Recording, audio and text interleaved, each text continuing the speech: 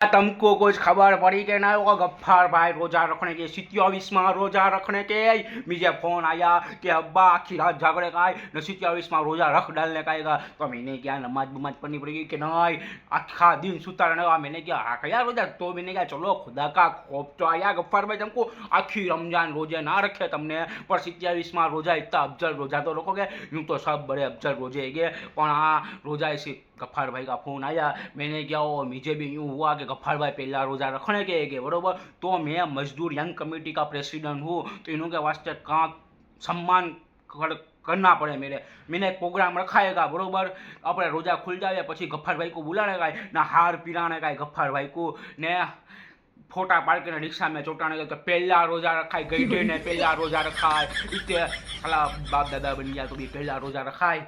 पछी अपनू ने बटेटे वड़े मेथी के भजिए ने दूसरे कहिए भजिया आती है प्याज के भजिए ने गुड़ का शरबत रखा है। तुमको क्या करना है पहला गफ्फार भाई को गुड़ का शरबत पियो तो इनको कलेजे को ठंडा कर जावे ना। जितने जितने नौजवान जो पहला रोजा रखने की तैयारी में है ना इस सब का कमेंट में नाम लिख डालो तो सबको सम्मान कर डालिए।